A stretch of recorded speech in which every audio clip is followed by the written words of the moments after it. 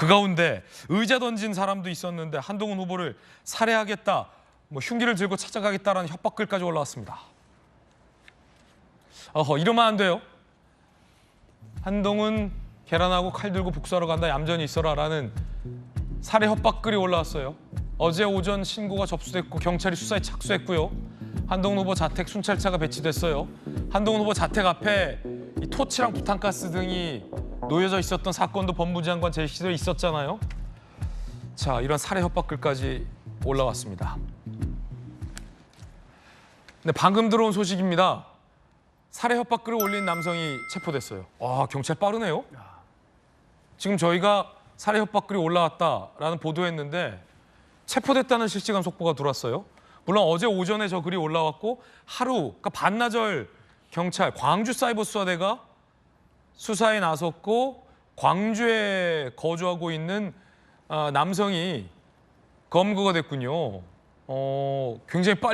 경찰이 굉장히 빨리 잘 잡았어요. 협박 혐의로 40대 남성을 체포했습니다. 굉장히 빠르게 경찰이 특정했고 바로 잡았습니다. 그러니까 우리나라 이 경찰 수사 수준이요, 조기현 부위원장님, 이 온라인에 글을 딱 올렸는데 반나절 만에 신원을 특정해서 바로 체포했다. 경찰 조사까지 마쳤어요. 술 취해서 장난삼아 올린 것이다. 이러면 안 되죠. 굉장히 빨리 잘 잡았어요. 예, 경찰이 신속하게 수사해서 다행이고요. 네. 어쨌든 이런 얘기 나오면 이걸 그냥 단순하게 누가 술 취해서 호기 부리거나 아니면 감정 표현을 그냥 한 것이라 이렇게 느껴지지가 않잖아요. 그럼요. 이미 경험이 있잖아요. 네. 지난 총선 전에 이재명 대표에 대한 테러도 있었고요. 배현진 의원에 대한 테러도 있었습니다.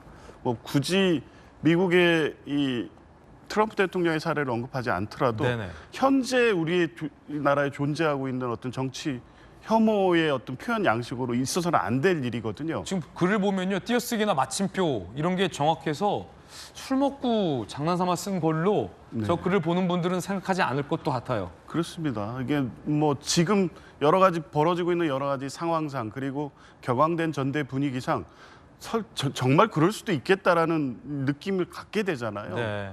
그러면 저런 일들이 없어야 되는데 일단 보시다시피 경찰에 의해서 바로 검거가 됩니다. 이런 식의 어떤 정치 테러를 생각한다는 것 자체가 범죄라는 것, 그리고 바로 경찰 수사당국에 의해서 체포되고 그에 대한 응당한 처벌을 받게 된다는 것을 알아야 될 것 같고요. 어찌됐든 지난 총선 때는 여야와의 대립관계에서 발생한 문제였지만 지금 여당 내에서 발생되고 있는 문제인데 어찌됐든 이 정치가 극단으로 가고 상호 간의 혐오를 부추기고 민주주의의 어떤 대화나 협의를 통해서 실현되는 어떤 과정이 아닌 정치가 이렇게 반복되는 것의 어떤 이 어두운 측면을 자꾸 보여주는 것 같아서요. 이 부분은 단순히 어떤 테러의 대상으로 지목된 한동훈 위원장의 어떤 개인적 문제, 그러니까 특정 어떤 정치인의 문제가 아니라 정치 전반에 대해서 다 같이 생각해보고 반성하고 지금